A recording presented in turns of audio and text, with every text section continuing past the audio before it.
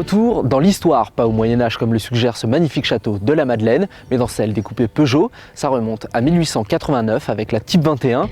Sans remonter aussi loin, on va s'arrêter sur les plus gros succès de la marque. Premièrement, la 504 Pininfarina, véritable star des 70s.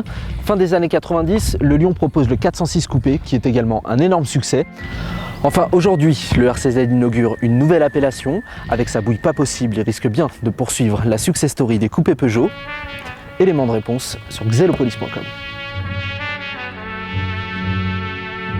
L'épopée des coupés Peugeot, c'est une histoire longue de plus d'un siècle. Si les trois modèles représentés ici sont les plus notoires de ces 40 dernières années, elles remontent donc au 19e siècle. Tant d'années au service du véhicule sportif et plaisir ont donné naissance au RCZ, inédit sur de nombreux points.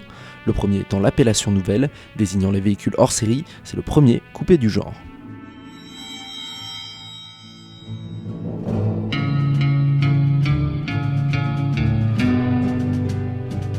En comparant le 406 coupé et ce RCZ, on remarque une grosse évolution qui suit les modifications dans les années du style au Lion.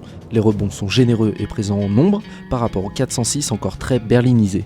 Les hanches au niveau des passages de roues arrière sont caractéristiques, prenant une grosse place dans les rétroviseurs.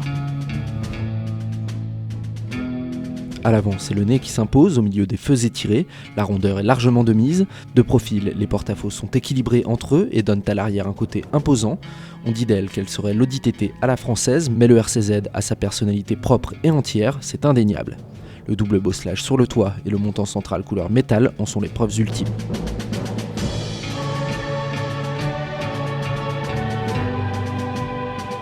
Les feux, optiques, logos et poignées demeurent très identifiables au reste de la gamme. Certains lui reprocheront, mais ça n'est pas un coupé de luxe. Le travail effectué avec ses acquis comme impératif est de toute manière très réussi.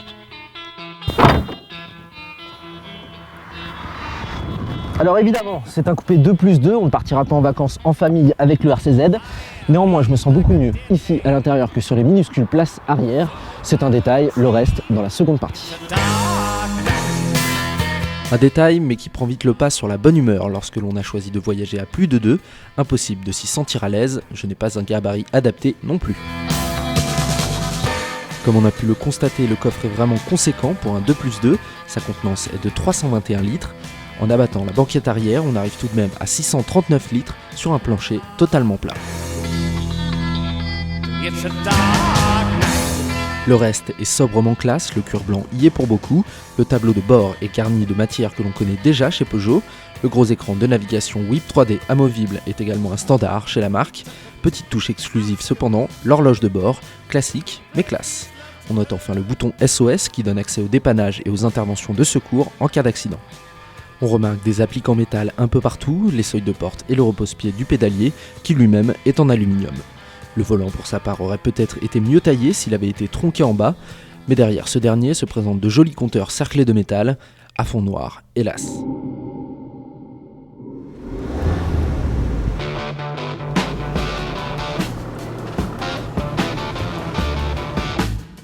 Le point fort côté comportement de ce RCZ, c'est bien sûr l'excellente tenue de route. Le petit moins, ce sera le manque de visibilité dû au gros montant et au gros rétroviseur. Quoi qu'il en soit, le plaisir est au rendez-vous.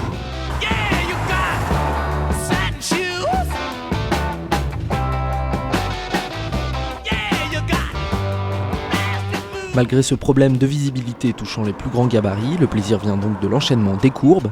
Loin d'être simplement tape à l'œil, le Peugeot RCZ offre un réel plaisir de conduite. Il se révèle évidemment sur nationale sinueuse, comme la célèbre descente des 17 tournants en vallée de Chevreuse. A noter qu'à l'arrière, la visibilité est en revanche impeccable, très pratique pour les créneaux difficiles en ville. Le bloc 2 litres HDI 163 chevaux est très coupleux entre 2000 et 3000 tours minute. Démarrage et reprise sont à la hauteur de l'audace du dessin. Une simple boîte manuelle 6 rapports sera disponible pour l'instant. Le compromis entre dynamisme et confort est très réussi et offre une réelle polyvalence au coupé. Freinage et reprise sont agréables et homogènes, même si l'essence de 200 chevaux prévue pour cet été devrait largement améliorer le dynamisme.